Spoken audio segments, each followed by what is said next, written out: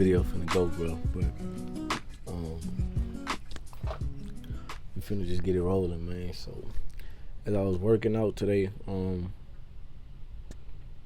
quote hit me: "With great power comes great responsibility."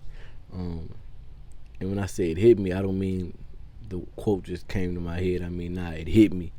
Like, I felt the real meaning of what this meant. You know, a lot of these cliches we hear, they be real life advice, bro.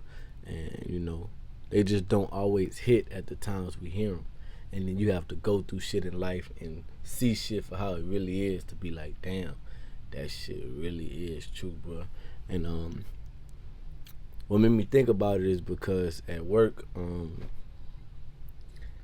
I'm just kind of in this transitional phase here. I still be driving some days I don't. You know, we looking for, we waiting on people to start ordering and buying more beer in the world so that more routes can be available so I can have my own to run. So today, like, I just drove somebody else's route. We were together in the truck, but instead of him driving, I just drove. They occasionally do that just to get you, you know, familiar with the truck. This person been driving the route for so long. You new here, you trying to get your experience, you trying to get comfortable behind the wheel, especially when you get your own route. So they let you drive somebody else's. But nothing to even do with that specifically. More so, just management wise.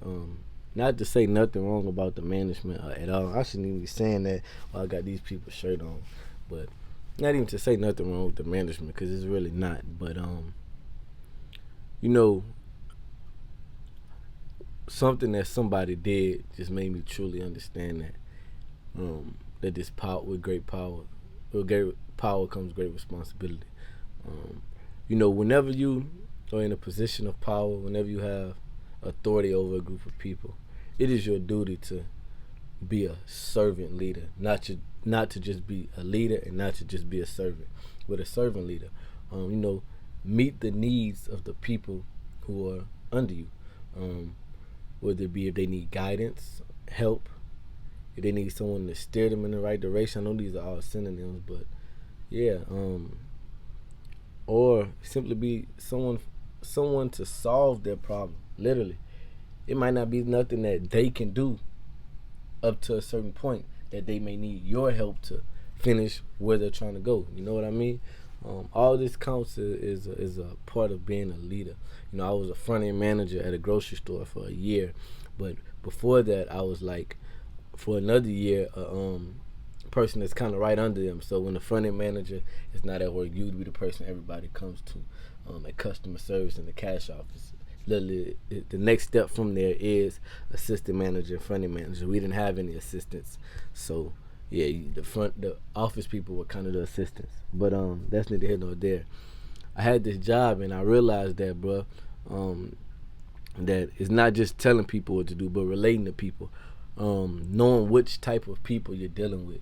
Some people may need a strong leader to tell them you need to do this at this point and this needs to be done at that point. You may have some people that are soft-spoken and they get offended or they get shy whenever people talk to them firmly and aggressively. You may have to make reason with them. Some people, if you make reason with them, they're going to walk over you.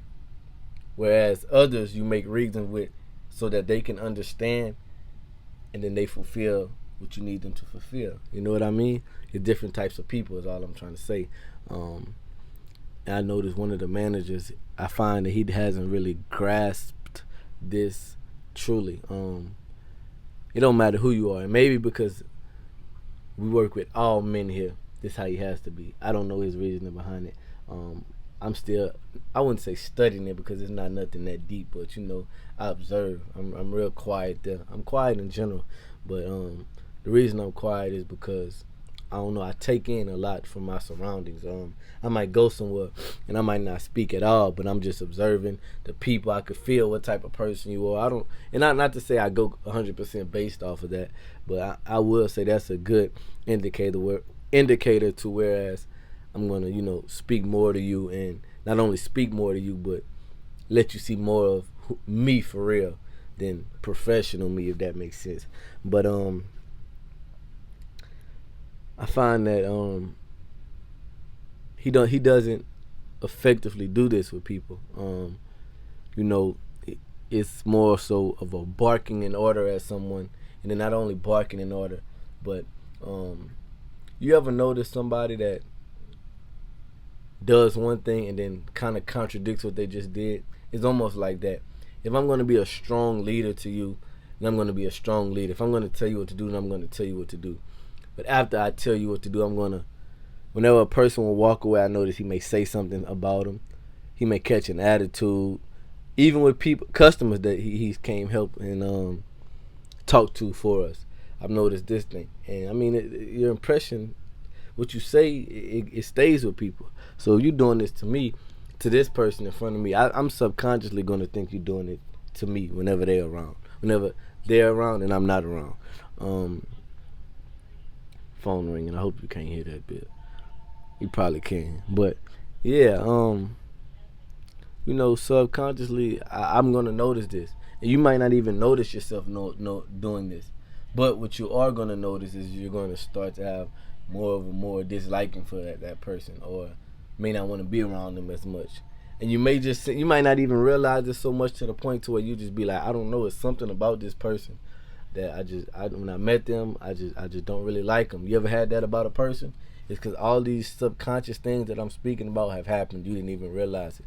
But I think that's, like I say, for me just being quiet, I've kind of honed more into that part of myself. And honestly, not just me. I think that society kind of doing that a lot lately too. But you know, this is a small sidebar too. Even watching TV shows, like I'm real good on good actors. I appreciate good actors, and whenever they can really play a role of a person so good, and you can get the real effect of really what's going on, I appreciate that. But I learned like the gestures and from how people think and act and all this, that, and the third. The reason why shows get so enticing is because they imitate real life. You know what I mean? Real life situations. So yeah, like I said, I just noticed that, and so I say that to say, if you are in a place or position of power, just realize that there's different flavors of people, and also with this power, it's going to be things that you're going to have to sacrifice. It's going to be you having to sacrifice the way you truly feel about something, because you know that someone else is looking. And if I act like this in front of you, it's going to open the door for you to maybe act like this in front of me. Ain't nobody gon' give me nothing, I had to learn that. And everything I got came from nothing, I had to earn that. Tryna check me out my spot, bitch, you button, bitch, you get told tag. I got shooters and I send them where your door at.